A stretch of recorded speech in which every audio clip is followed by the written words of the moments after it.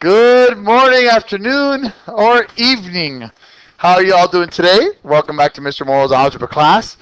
Today we are continuing with multiplication of polynomials.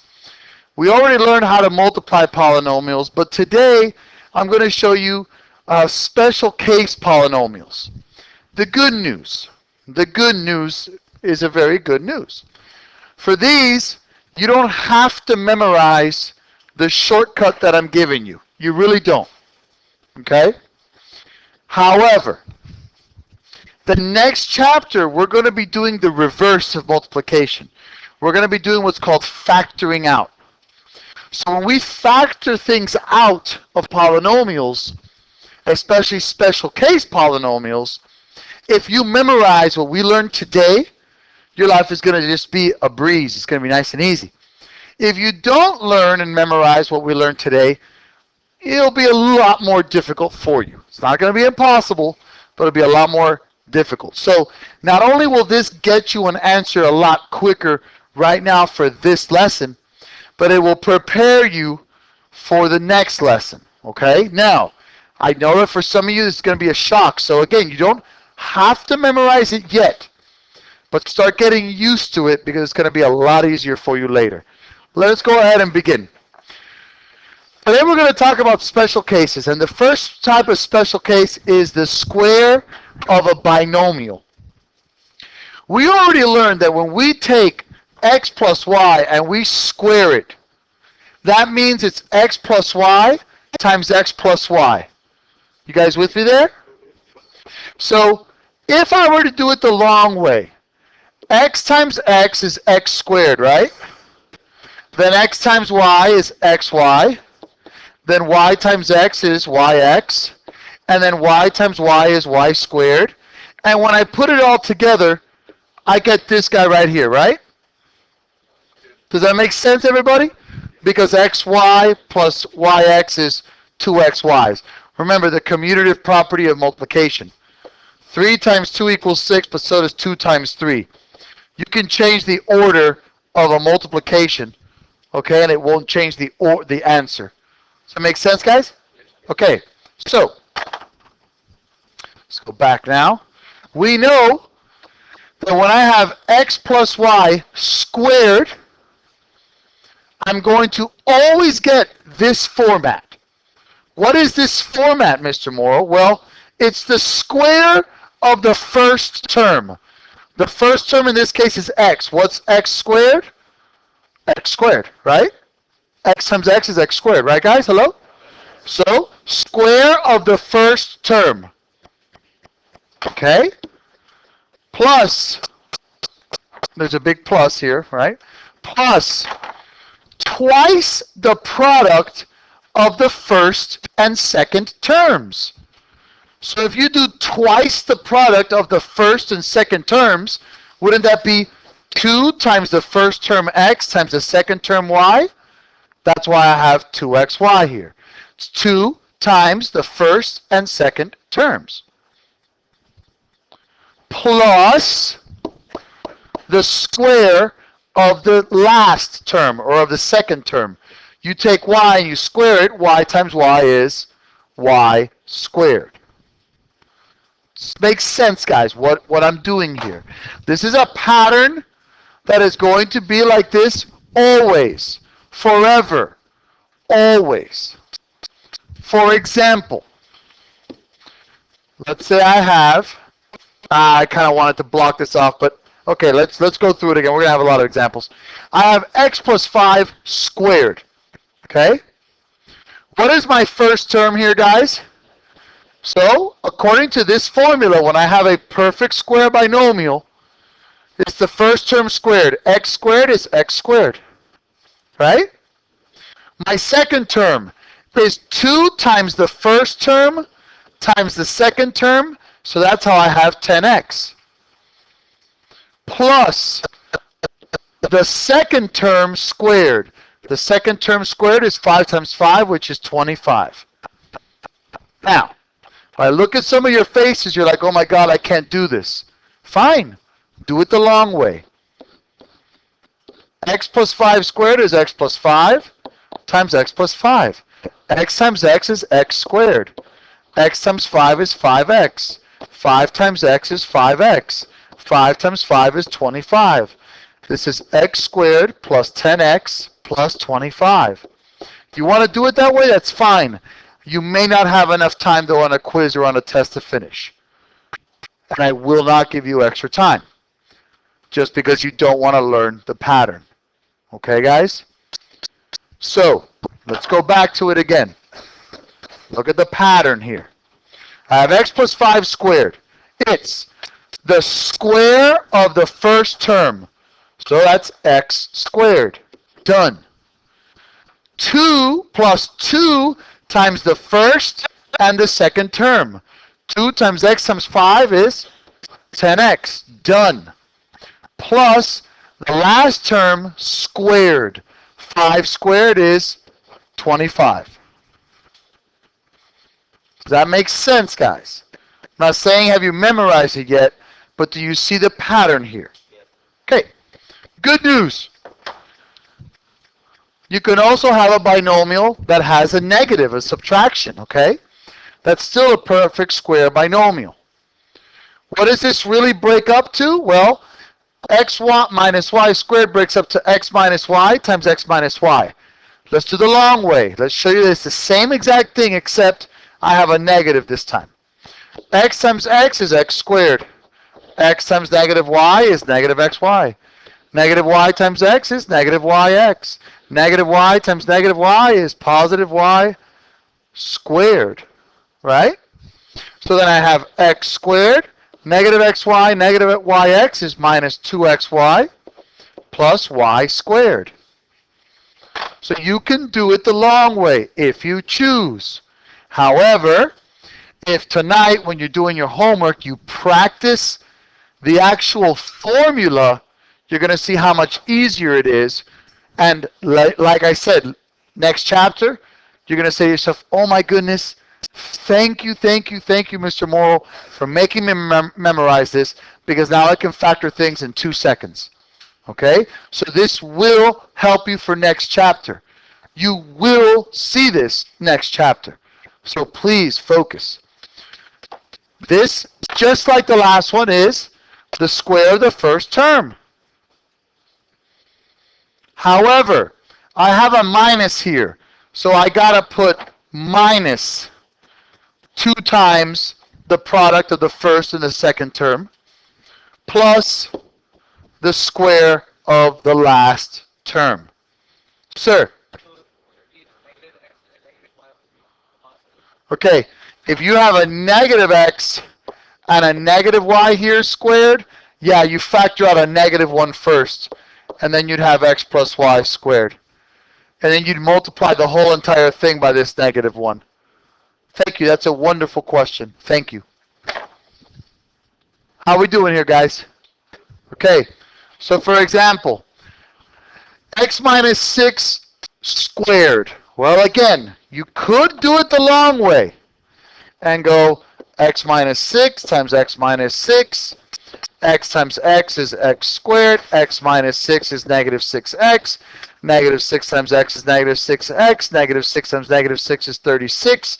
X squared minus 12x plus 36.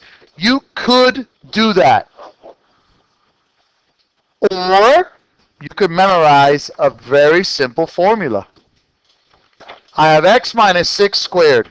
So it's the first term squared. That's x squared. Minus 2 times the first term times the second term. So 2 times 6 times x is negative 12x. Plus the second term squared, which is 36. You guys with me here?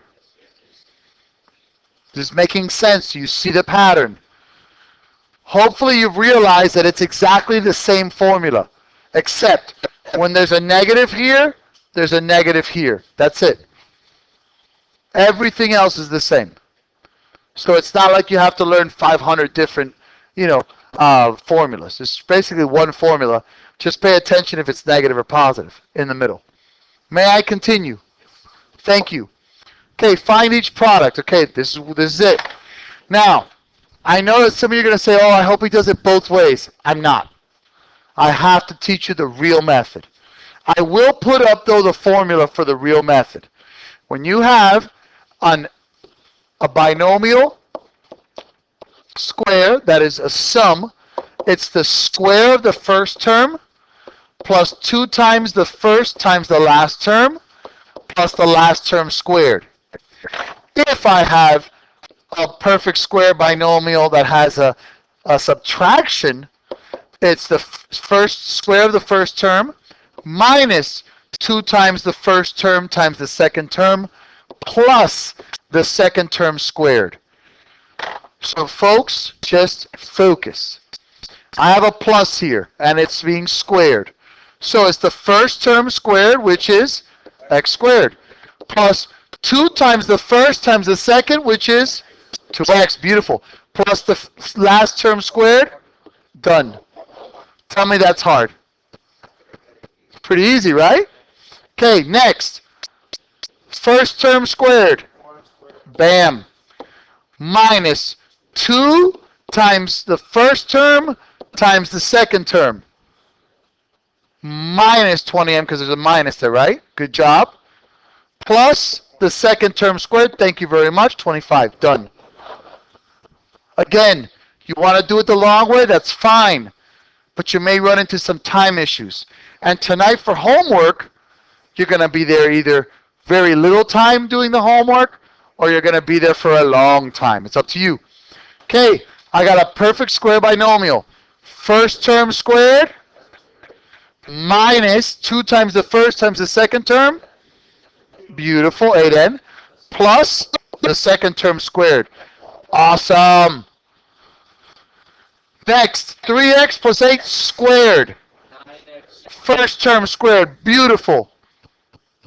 Okay? Plus 48x. Great. 2 times 3x times 8 is 48x. Fantastic. Plus, phenomenal. Thank you very much, sir. Oh, not 46, 64. Fantastic. Fantastic. Sir.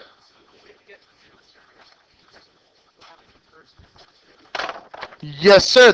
How do I get the middle term? It's 2 times the first term times the second term. How do I know if it's going to be plus or minus, Mr. Morrow? If it's plus here, they're all plus. If it's negative here, this is the only place you put the negative. In front of the 2 times the first times the second. Thank you so much for your honesty. Does that make sense, everybody? May I continue, everybody? Okay, perfect. Okay, wait a second. Do I have? Oh yeah, and then I have difference of squares. Okay. Okay, I know you guys love word problems, so I'm going to give you what you love. A square outdoor patio is surrounded by a brick walkway, okay? I know that this drawing may look crazy, but this is the brick walkway, okay, guys? All right, sorry. Not an artist, I tried. And all of these little circles are little patio furniture. Okay, sorry, I tried. Surrounded by a brick walkway as shown. The blue is the brick walkway. What is the area of the walkway? No. Let's think about this. To get the area of the walkway, isn't it just this little area right here? Just this little part? Right? So think about this. I'm going to have to take the whole area minus the patio area, and then that will give me the walkway area. Would it not? Do you guys see what I'm talking about here? Promise? Okay, so what is the whole area of a square?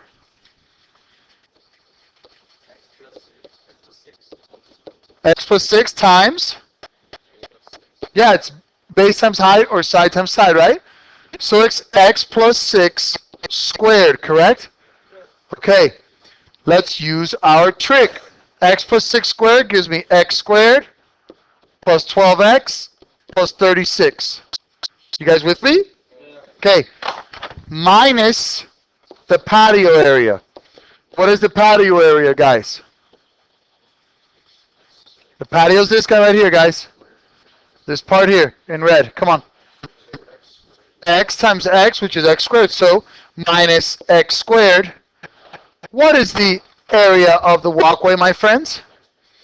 12x plus 36 because I added like terms. X squared minus x squared go bye-bye.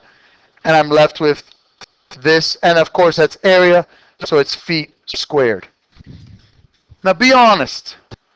You would have looked at this 2 minutes ago. You would have run away. Do you see how there's nothing to run away from? It's just applying your knowledge.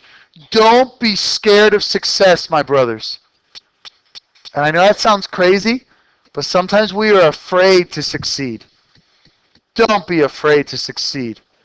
Did that make sense to every human in this room? You promised me. Okay, let's learn the last special case, my friends.